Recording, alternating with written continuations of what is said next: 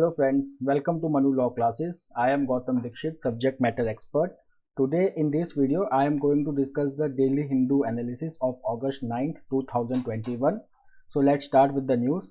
The first important news जो आ रहा है आज के पेपर में वो है कि Covishield Covaxin may give better protection. The mix of the two vaccine can give the better protection, says Indian Council of Medical Research. अब यहाँ पे हुआ क्या कि उत्तर प्रदेश में 18 ऐसे पर्सन्स थे जिन्होंने पहले कोविशील्ड लिया, after that they to Covaxin. ऐसा होना तो नहीं चाहिए था बट ऐसा हुआ और फिर आईसीएमआर ने उनका रिपोर्ट स्टडी किया. So ICMR found that the findings जो है आईसीएमआर का वो है कि they have the improved immunogenicity. So उनका जो इम्यून सिस्टम था वो जो नॉर्मल लोग जो दो वैक्सीन ले रहे हैं, for example the person who is taking both the vaccine either Covishield या कोवैक्सीन, उनके कंपैरिजन में इनका इम्यूनोजेनिसिटी बहुत ही अच्छा पाया गया. ओके, अब ये फाइंडिंग्स जो है इसका एक बैकग्राउंड है, वो है वर्ल्ड हेल्थ ऑर्गेनाइजेशन का एक वार्निंग है. वो वार्निंग ये था कि earlier the World Health Organization had warned against the mixing of two vaccine.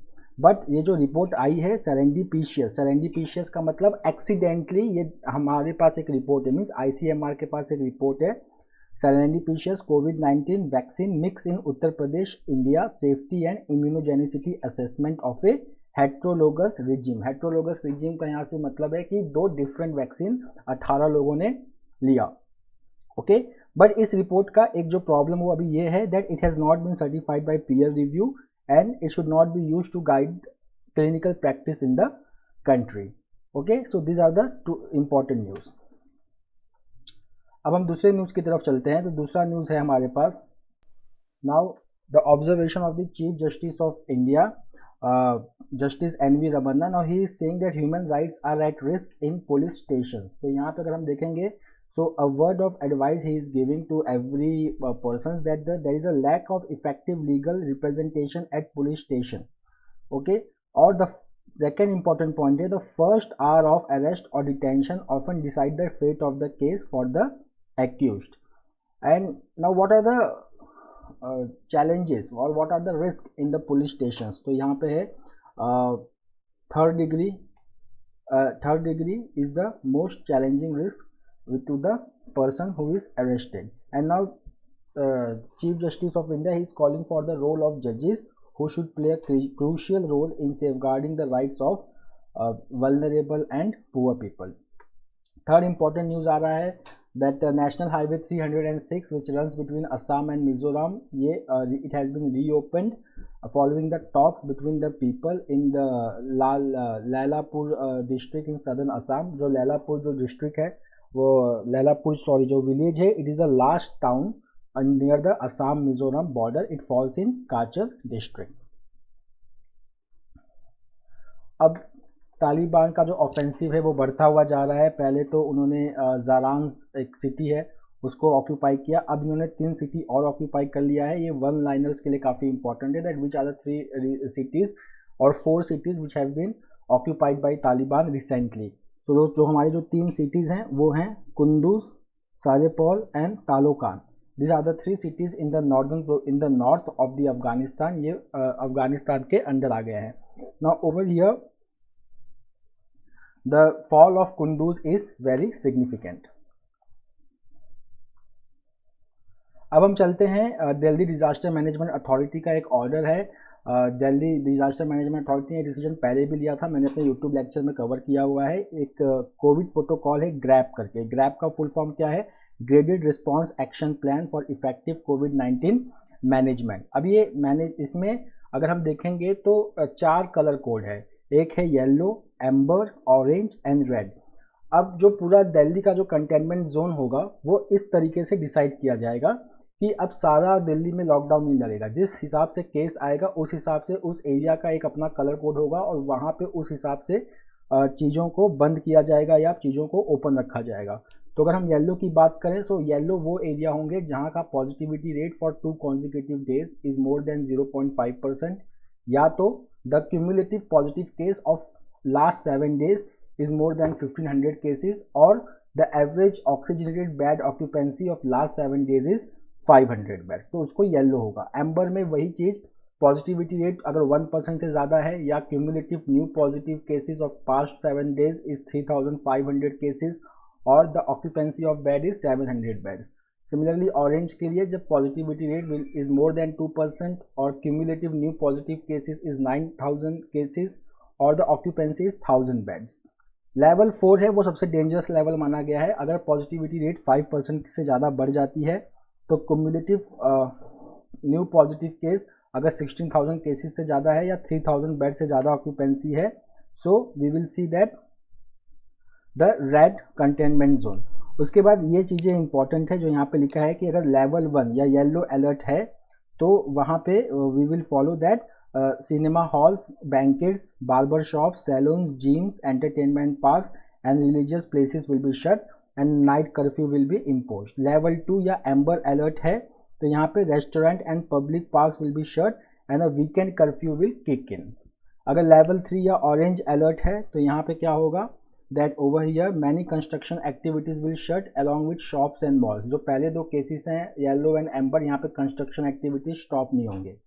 Then the Delhi metro will also shut down if there is a orange color। जो चौथा है या जिसको हम कह सकते हैं रेड अलर्ट, यहाँ पे all government offices apart from those providing the essential and emergency services will be shut down।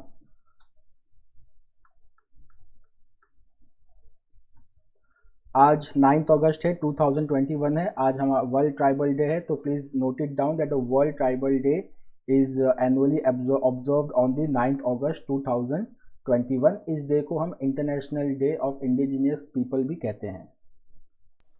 अब हम आते हैं अपने एडिटोरियल की तरफ। हम एडिटोरियल के इंपॉर्टेंट पॉइंट्स को डिस्कस कर लेंगे आज कि what the editorial is talking about. तो आज का जो सबसे इंपॉर्टेंट एडिटोरियल्स है दोस्तों जो आपको पढ़ना चाहिए, important from CLAT point of view, ये जो अफगानिस्तान के बारे में एडिटोरियल आया है ये बहुत ही इंपॉर्टेंट है एंड आई होप कि आप इसको बड़े अच्छे से पढ़ेंगे। इस एडिटोरियल में the history has been compared between the Soviet invasion of Afghanistan in 1980s and the US invasion of Afghanistan in 2001 and how the Soviet came out of Afghanistan, what was the situation during that time और आज का जो situation है। और इसमें जो author है इन्होंने बहुत ही सिमिलैरिटी ड्रॉ किया हुआ है। For example the author is saying that during 1980s when after the Geneva Accord, when the Russia agreed to pull out its troops from Afghanistan, so they installed a government under Najibullah, but Najibullah unlike Ghani was a strong leader and he kept the Afghanistan united. After the expulsion of Najibullah there was the decay in Afghanistan polity, and then after a decade war, after the civil war of around 4 years from 1992 to 1996, then the Taliban came into power। But अगर हम आज की बात करें तो आज ऐसा नहीं है। आज US is making a retreat by August 31st, they would have been retreated। But अब यहाँ पे प्रॉब्लम ये है कि आज के जो लीडर हैं अशरफ घानी, who is the president of Kabul, now he is not like Nazibullah where he can control the all the Afghan tribal sections। So this can lead to the rising offensive of Taliban in Afghanistan जैसा कि हम देख रहे हैं। Now coming to the next one, the golden arm। यहाँ पे India के इस बार के ओलंपिक के परफॉर्मेंस के बारे में डिस्कस किया गया है। यहाँ पे इंडिया को इस 2021 के टोक्यो ओलंपिक्स में 1 गोल्ड, 2 सिल्वर एंड 4 ब्रॉन्ज मिले हैं और ये हमारा अब तक का सबसे बेस्ट परफॉर्मेंस है। हमारा जो लास्ट बेस्ट परफॉर्मेंस था it was at the London Olympics in 2012। Okay, कुछ हाइलाइट्स जो इस बार के जो इम्पोर्टेंट है ये है, हम यहाँ पे जो बात कर रहे हैं about the Neeraj Chopra, the feet of Neeraj Chopra. तो इन्होंने जो पहली बार एथलेटिक्स और ओपन फील्ड में इंडिया को गोल्ड मेडल इन्होंने जिताया हुआ है। उसके बाद इंडिविजुअल गोल्ड मेडल ये 2008 में हमको मिला था when Abhinav Bindra got the gold medal in shooting. After that we have got this individual gold medal. Okay, then last के पैराग्राफ में as we see that India's position in the Olympics medal is 48। Top पे जो है we will see that United States of America and China, they made the highest medals at the Olympics, and Japan and Great Britain were behind them. Tight rope walk, अब monetary policy committee का report आ चुका है, हमने उसको पिछले class में discuss भी किया था। यहाँ पे जो पूरी बात हो रही है ये हो रही है कि इस वक्त दो चीज़ें एक साथ हो रही हैं और जिसने आरबीआई को एक फ्लक्स में डाल दिया है, एक टाइट सिचुएशन में डाल दिया है। आरबीआई का मॉनेटरी पॉलिसी का जो मेन रोल होता है वो इन्फ्लेशन को कंट्रोल करना होता है। At the same time RBI को एक ऐसा मॉनेटरी पॉलिसी फॉलो करना चाहिए कि ताकि जिससे ग्रोथ रिकवरी हो सके। अगर हम आज की सिचुएशन देखें तो इन्फ्लेशन जो है consumer price index it is above 6% और जो हमारा इन्फ्लेशन टारगेट है वो 2% से 6% होना चाहिए, but now it is above the 6%, means above the comfort level of RBI. Second thing अगर हम देखेंगे तो जो ग्रोथ है इंडिया का इस वक्त it is following the U shape curve and there should be a significant recovery in India's growth revival, क्योंकि जो डेटा आ रहे हैं अनएम्प्लॉयमेंट लेवल का जो डेटा आ रहा है वो इस वक्त बहुत ही प्रिकेरियस सिचुएशन है। सो अब क्या है कि अगर आरबीआई को इन्फ्लेशन कंट्रोल करना है तो आरबीआई को रेपो रेट बढ़ाना पड़ेगा which is currently eight 4%, but at the same time अगर आरबीआई रेपो रेट बढ़ा देती है तो जो हमारा ग्रोथ रिकवरी है वो स्लो डाउन हो जाएगा क्योंकि मार्केट में लिक्विडिटी की शॉर्टेज हो जाएगी। So that's why this article is talking about the tight rope walk. अब हम कुछ डेटास के ऊपर आते हैं कि आज जो आरबीआई जो एकोमोडेटिव पॉलिसी जो फॉलो कर रही है वो क्यों फॉलो कर रही है। तो it is following just because कि अभी भी हम जस्ट सेकेंड वेव से बाहर आए हुए हैं। जो अभी का जो इन्फ्लेशन है it is mainly due to क्योंकि जो सेकेंड कोविड सर्ज था वो रूरल एरिया में भी देखा गया। सेकेंड मानसून इस बार डिले हुआ है, so that is a supply side bottleneck. तो जब भी सप्लाई साइड बॉटलनेक होता है तो इन्फ्लेशन बढ़ जाता है। जैसे कि हमने अपने पास्ट लेक्चर्स में भी डिस्कस किया है कि फूड इन्फ्लेशन इस वक्त बहुत ही ज़्यादा है। So food inflation RBI future में एक्सपेक्ट कर रहा है कि food inflation will ease down because in August the monsoon has become normal. July August में the monsoon was normal and the kharif season has started, sowing in kharif season has started again. At the same time there is a recovery in global demand, so slowly the manufacturing sector will improve. And third is that क्योंकि लोगों की vaccination अब बहुत rate जो है वो बहुत तेज़ी से बढ़ रहा है, people are getting vaccinated and then that's why what will happen that in future the demand will increase in the future, but there are certain pitfalls to this. The first pitfall is current situation index जिसका report RBI ने जुलाई में निकाला था। इसमें क्या है कि the people they are not expecting the normalcy to return till this year. इस साल people are expecting that the normalcy will not return. So because of this the consumer confidence right now is very low. अगर consumer confidence low होता है economy में तो demand जो है वो सीधा नेगेटिव जोन में होता है, because people they just don't know that what will happen in future, so they try to save the money instead of spending it.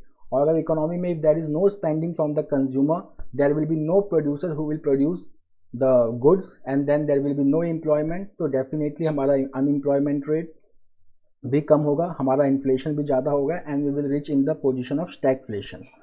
The second is कि हमारा जो इन्फ्लेशन रेट है और जो आरबीआई ने फोरकास्ट भी किया है, पहले आरबीआई ने फोरकास्ट किया था that for the financial year 2021-22 the forecast was around 5.1%. Now it has been increase to 5.7%. Secondly for the financial year 2021-22 पहले आरबीआई ने जीडीपी ग्रोथ का फोरकास्ट 10.5% रखा था, उसको अब घटा के 9.5% कर दिया है।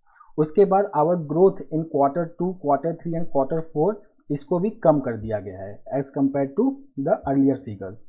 उसके बाद अगर हम देखेंगे तो इस बार का जो रेनी सीजन है वो लास्ट टाइम के रेनी सीजन से कंपेरेबल नहीं है। Last time the agriculture sector recorded the growth of around 3.4% and it was the only sector which recorded a positive growth and all other sectors were facing the contraction. But इस साल agriculture में भी problem है क्योंकि बारिश कम होने की वजह से या मानसून रेनफॉल डेफिसिट होने की वजह से जो सोइंग है वो -4% अभी चल रही है।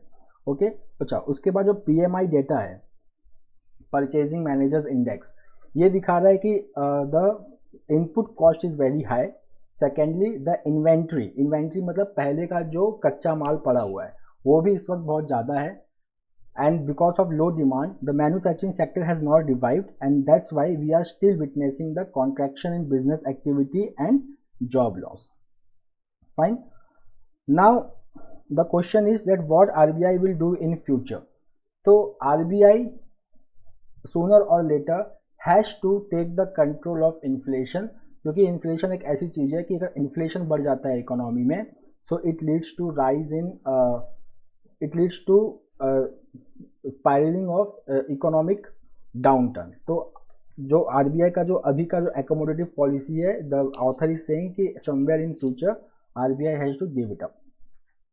अब हम देखते हैं revisiting the idea of edging out India's coal plant. अब ये एडिटोरियल जो है इसका जो मोटिवेशन कहाँ से मिला है, तो इस बार के यूनियन बजट में 2020-21 के पिछले साल के यूनियन बजट में the finance minister of India Nirmala Sitharaman, she said that we should shut down all the old coal power plant which are less than 25 years. अब ये आर्टिकल ये आर्ग्यू करता है कि सारे कोल प्लांट्स को जो 25 ईयर्स से लेस हैं उनको सबको बंद करना ये अच्छी बात नहीं होगी. क्यों? क्योंकि कुछ कोल प्लांट्स ऐसे हैं जिनको बंद करने से ज़्यादा लॉस होगा और उनको अगर हम कंटिन्यू रखते हैं तो हमें बेनिफिट ज़्यादा होगा. तो देखिए क्या बेनिफिट हो सकता है. फॉर एग्जांपल हम एक कुछ प्लांट की बात करें जैसे Rihand, Singrauli and Vindhyachal which is in Madhya Pradesh. इनका जो पर यूनिट जनरेशन कॉस्ट है इलेक्ट्रिसिटी का वो बहुत ही कम है, which is ₹1.7 kilowatt per hour, जो नेशनल एवरेज के से कम है. द ऑथर इज सेइंग कि ये कम इसके लिए है क्योंकि the transportation cost for coal is very less for this plants, क्योंकि ये प्लांट उसी जगह सिचुएटेड है जहाँ पे कोल बहुत ज़्यादा क्वांटिटी में पाया जाता है. ये हर एक के साथ नहीं है. तो हम अगर ऐसे प्लांट को अगर बंद कर देते हैं जिनका production cost of per unit of electricity is very less, so it is going to be the loss for us. Now अगर अब हम सारे प्लांट्स को अगर बंद कर देते हैं जो 25 ईयर से भी कम है, तो जो हम लोगों का जो सेविंग होगा वो जस्ट ₹5,000 होगा. ये ₹5,000 is just the 2% of the total power generation cost. So this savings of ₹5,000 ये सफिशिएंट नहीं होगा डेब्ट रीपेमेंट के लिए भी. नाउ सेकेंड इज दैट अगर हम नए प्लांट को बनाते हैं और ओल्ड प्लांट को रिप्लेस करते हैं तो कोल की कंजम्पशन कम हो जाएगी. बट अगर हम ये इमेजिन कर रहे हैं कि कोल की कंजम्पशन बहुत ड्रास्टिकली कम हो जाएगी, ऐसा नहीं है. It will be only in the range of 1% to 2%. So that's why what is happening over here is that we should not close all the plants which are older than 25 years. अच्छा, second क्या है कि कुछ plants ऐसे हैं जो इतने ज़्यादा इकोनॉमिकली एफिशिएंट हैं कि अगर उसमें हम पॉल्यूशन कंट्रोल इक्विपमेंट लगा दें तो हम लोगों का जो ओवरऑल कॉस्ट है वो कम होगा as compare to establishing the new plant. अब the next point is risk with retirement, कि अब रिस्क क्या है if we just retire the old plants. तो एक जो सबसे पहला ये आता है, पहला रिस्क आता है कि जो ओल्ड थर्मल कैपेसिटी वाले जो हमारे प्लांट हैं उनका जो फिक्स्ड कॉस्ट है वो बहुत ही कम है. अगर आज हम उनको बंद कर देते हैं तो हम लोगों का जो एक पीक लोड होता है उसका रिक्वायरमेंट, उसको मीट करना, उसको प्रोड्यूस करना बहुत ही प्रॉब्लमेटिक हो जाएगा, क्योंकि हमारे पास अभी जो अल्टरनेटिव है, for example the renewable sector, वो अभी इतना स्ट्रांग नहीं है. उसके बाद कि अगर हम अपने सारे प्लांट को बंद कर देते हैं जो which is less than 25 years, तो जो इलेक्ट्रिसिटी जनरेशन है वो इंडिया में बहुत ही कम हो जाएगा.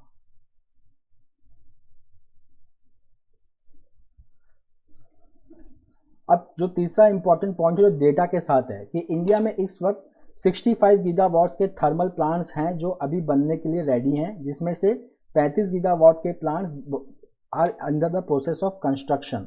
अगर हम इसको तुरंत अभी बंद कर देते हैं और if we just switch to new plants right now, okay, so there can be many stranded assets and locked in resources, क्योंकि ये प्लांट बनने की प्रोसेस में हो चुके हैं, इनमें इन्वेस्टमेंट हो चुका है, तो हम लोगों का जो रिसोर्सेज है वो लॉस हो जाएगा.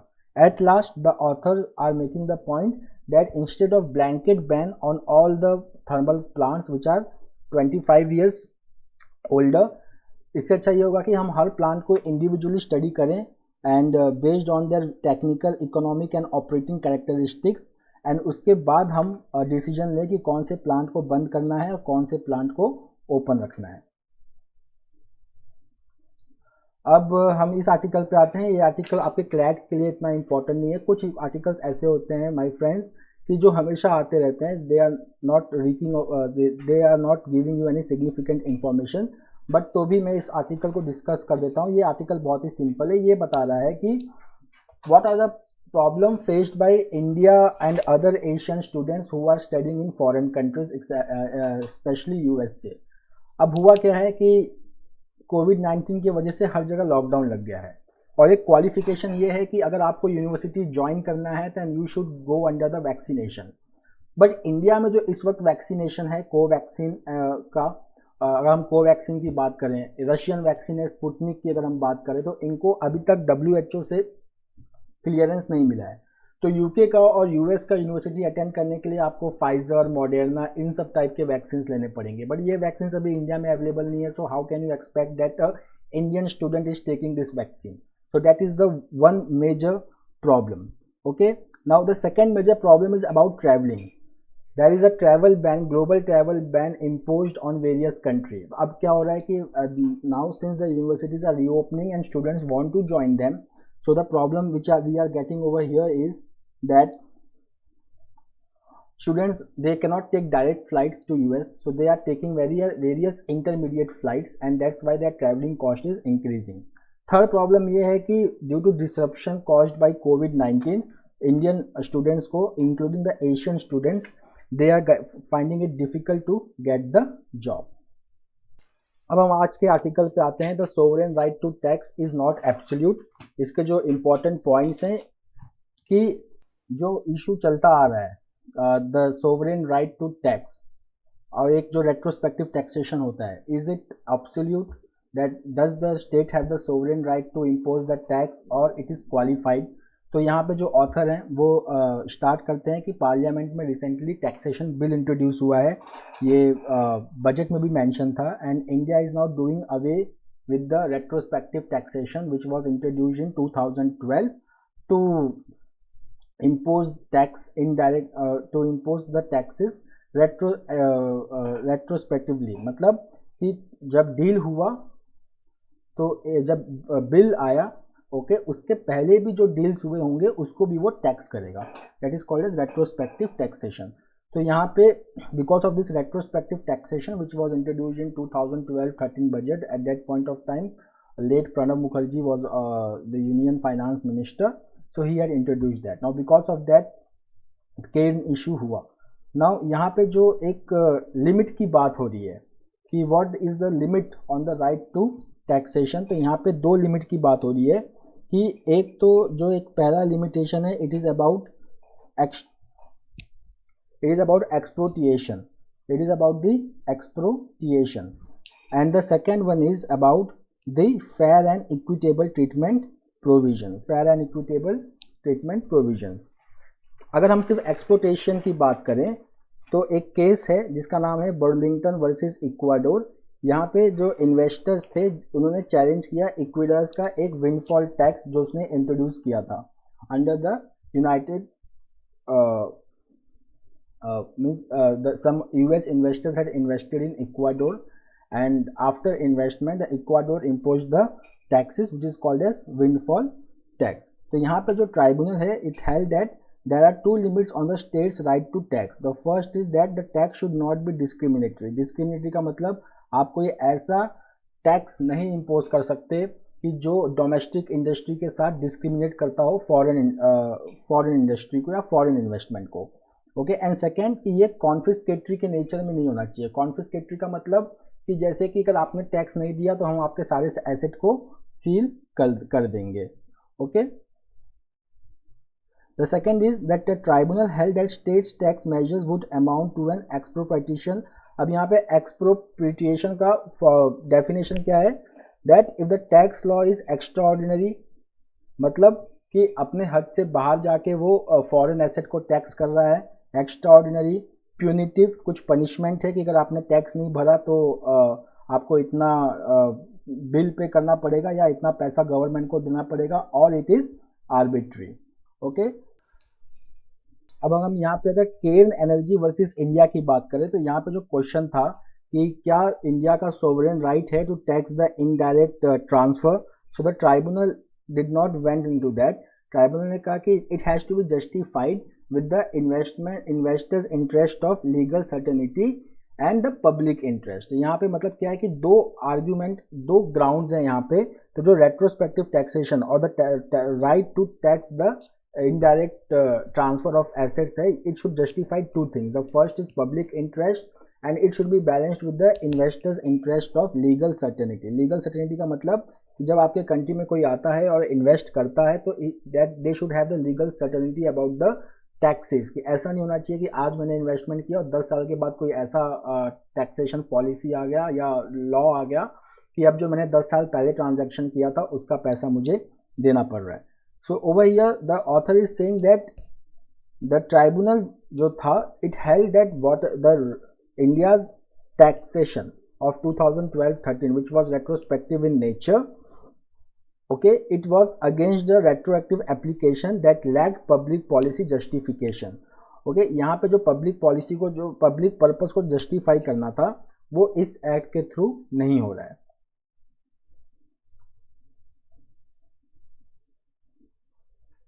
अब द लास्ट पैराग्राफ में आते हैं कि what is the way out. तो the way out is that India should exercise its right to regulate while being mindful of its international law obligations, acting in good faith and in a proportionate manner।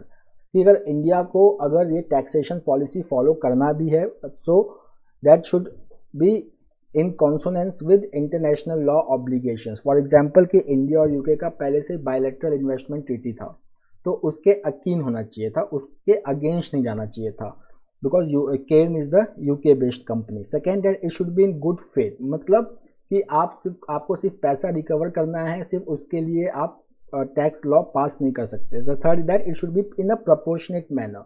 Proportionate manner का मतलब होता है कि जितना tax आपका बनता है आप उतना ही टैक्स चार्ज कर सकते हैं, आप डिसप्रोपोर्शनेटली बहुत ज़्यादा टैक्स नहीं चार्ज कर सकते company. So these are the various outcomes.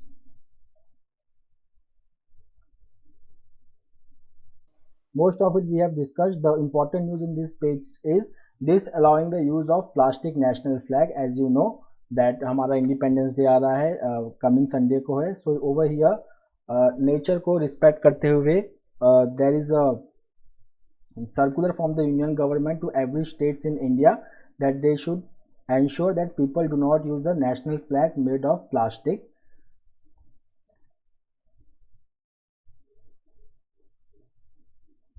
Now the next is Putin to join Modi in United Nations Security Council debate today. So I have already discussed that the currently India is the chairman of the United Nations Security Council for the month of August. India was elected as a non-permanent member on January 1st 2021 by the United Nations General Assembly.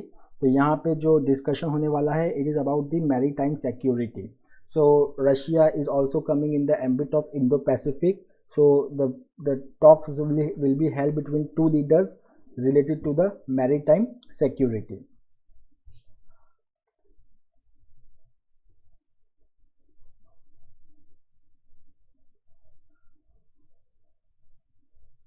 Cast census, यहाँ पे अखिलेश यादव ने जो बोला है वो important नहीं है, but caste census मैं आपको बता देता हूँ क्योंकि ये बहुत चल रहा है।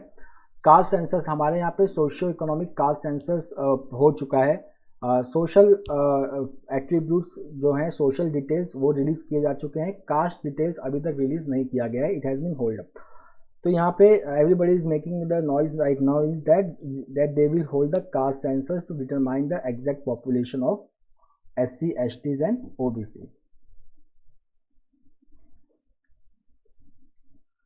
नाउ कॉन्ट्रैक्ट मैरिज, ये पंजाब में बहुत ज़्यादा चल रहा है। अब यहाँ पे क्या है कि पंजाब में the cases have come where women they are marrying the Canadian based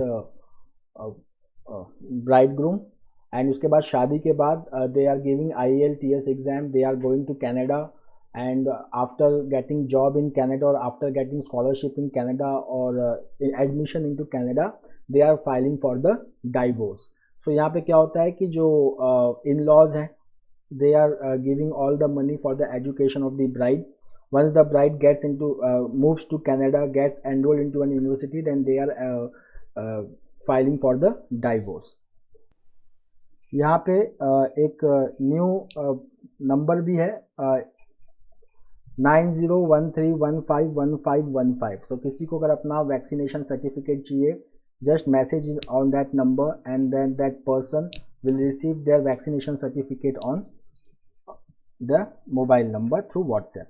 Now the ITBP Indo-Tibetan Border Police inducts first women officers on combat service. Combat service इसका मतलब ये नहीं कि ITBP ने कभी भी वुमेन को इंडक्ट नहीं किया, they inducted but not for combat services. Combat service का मतलब होता है कि फील्ड में सर्विस करना, ओके, जहाँ पे लड़ाई हो सकती है. तो यहाँ पे 2 वुमेन ऑफिसर को इंडक्ट किया गया है, Prakriti and Diksha. So this is very important. And the other thing which is very important is that the Indo Tibetan border police is the police which is mandated to guard the Indo China border. Along with that, they also participate in the anti-Naxal operations in Chandigarh. Now, who is the Director General of the Indo-Tibetan Border Police? Please write me in the comment box. Now, coming to the Myanmar protesters mark 1988 uprising anniversary. तो यहाँ पे जो आप लोगों का information जो एक very important है वो है about 8888 uprising of Myanmar. 888 uprising, ये वन लाइनर भी आ सकता है कि 8888 uprising is related to which country. So it is related to Myanmar. तो यहाँ पे 888 अपराइजिंग हुआ था. तो it was it started in August and it ended in the September of 1988. And how it ended? It ended after a military coup by the State Law and Order Restoration Council. So since 1962, the Burma or Myanmar was ruled by the Burma Socialist Program Party. उसके बाद ये 8888 uprising होता है. And after this 888 uprising, after a month, the State Law and Order Restoration Council, they took over the command of Myanmar. Now the 1988 uprising is also important because it heralded the rise of Miss Suu Kyi, who had just returned to Myanmar.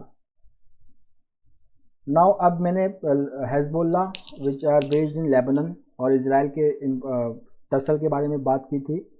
So Hezbollah who are supported by Iran and they are now in fight with Israel and Israel is in fight with this. ये जो conflict है ये पूरा border dispute को लेके है with Lebanon.